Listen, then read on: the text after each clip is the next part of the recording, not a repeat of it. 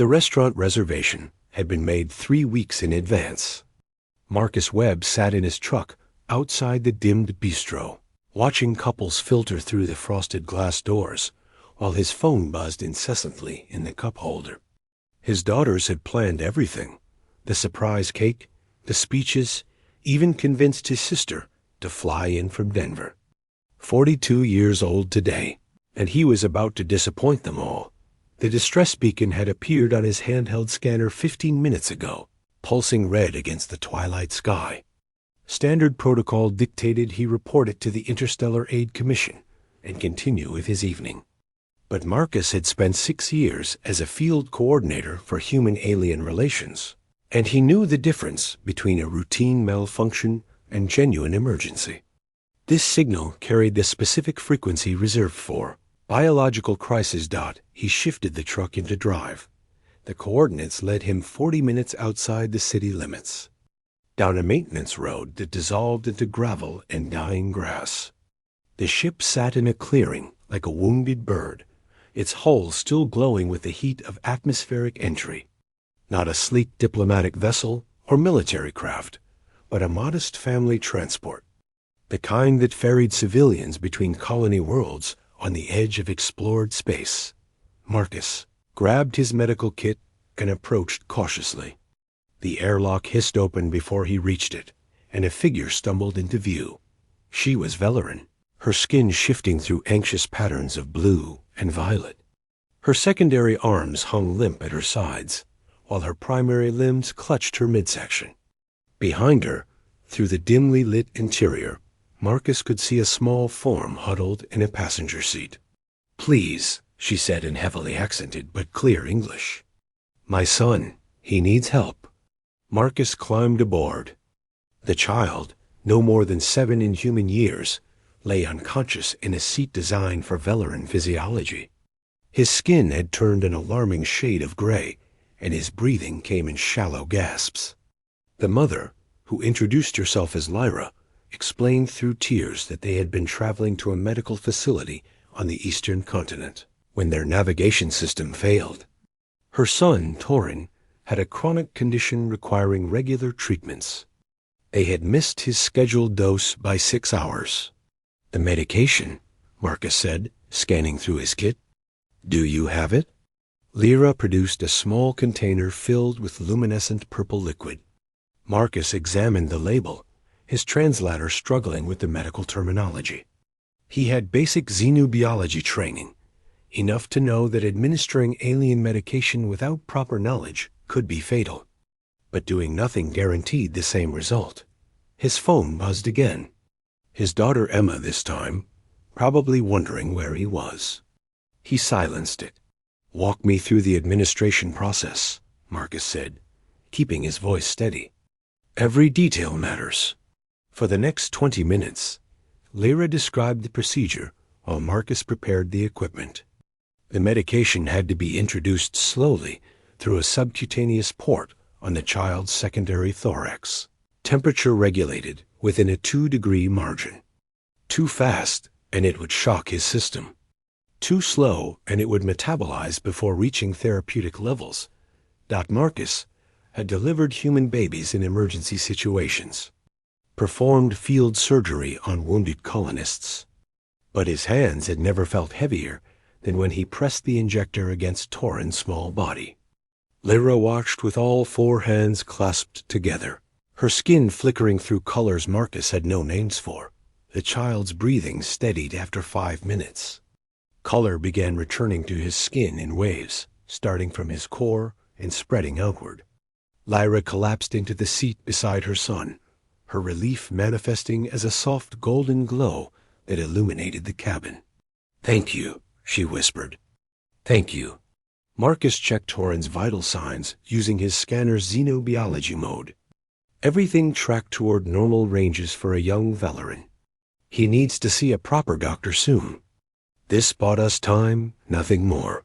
"The navigation system is completely dead," Lyra said. "I tried to reroute, but nothing responds. We've been stranded here for 3 hours." Marcus examined the control panel. The damage was extensive, probably from a power surge during their rough landing. Fixing it would require parts and expertise he didn't possess. But his truck had a charging station compatible with most alien technology. "I can't repair your ship tonight," he said, "but I can get you somewhere safe. There's a xenomedical clinic in the city. We can transport Torrin there, get him properly stabilized." Lyra hesitated. "The cost. I have limited funds. We used everything to book passage here. My former partner, he kept all our savings when he left. I thought we could manage, but then Torrin got sick and everything became so expensive." The story was familiar. Marcus had heard variations of it 100 times, from humans and aliens alike. Single parents struggling, making impossible choices, trying to keep their children safe in a universe that didn't pause for anyone's hardship. "The clinic has assistance programs," Marcus said. "We'll figure something out." They transferred Torrin to Marcus's truck, Lyra holding her son while Marcus drove. The city lights appeared on the horizon as his phone lit up again. 23 missed calls. A voicemail from his eldest daughter, her voice tight with worry. Another from his sister, concerned but understanding. They knew him well enough to guess that something important had pulled him away. The xenomedical clinic occupied a converted warehouse on the industrial edge of town, staffed by a rotating crew of specialists who understood that medical emergencies recognized no species boundaries. Dr. Klein, a human physician with 30 years of xenomedicine experience, took over Torrin's care immediately. Within an hour, the boy was stable, resting in a recovery unit, while Lyra filled out paperwork at a desk designed for beings of various. And Tomie Stott Marcus sat in the waiting area, finally allowing himself to feel the weight of the evening. Through the window, he could see his reflection. Rumpled jacket, dirt on his boots, eyes tired but alert. Not how he had imagined spending his birthday. "Mr. Webb?" Dr. Klein approached with a tablet. "The boy will be fine. You administered the medication perfectly. Another hour without treatment, and we would be having a very different conversation." Marcus nodded, relief washing through him. "The mother told me what you did," Klein continued. "Risking an emergency xenobiology intervention with no backup, no safety net. Either very brave or very foolish. Probably both. Well, it saved a life today." Klein paused. "She also mentioned she has nowhere to stay. The ship needs extensive repairs, and the Interstellar Assistance Fund is backed up for weeks. I can keep the boy here for observation, but she needs somewhere to go." Marcus thought about his empty guest room, the one his daughters used when they visited. He thought about the casserole his neighbors had brought over last week when his daughter had the flu, the way the community had rallied around him when his wife died 5 years ago. The network of kindness that had kept him afloat during the darkest time of his life. "She can stay with me," he heard himself say, "until she gets back on her feet." Dr. Klein smiled. "I'll let her know." Marcus found Lyra in the recovery room, sitting beside Torrin's bed. The boy was awake now, his skin a healthy shade of blue-green. He looked up when Marcus entered, his large eyes curious and alert. "This is the man who helped us," Lyra told her son in their language, the translator on Marcus's collar rendering it into English. "His name is Marcus." "Thank you, Marcus," Torrin said, his voice small but steady. Something shifted in Marcus's chest. Not quite regret for missing his birthday celebration, but a recognition that some moments mattered more than plans.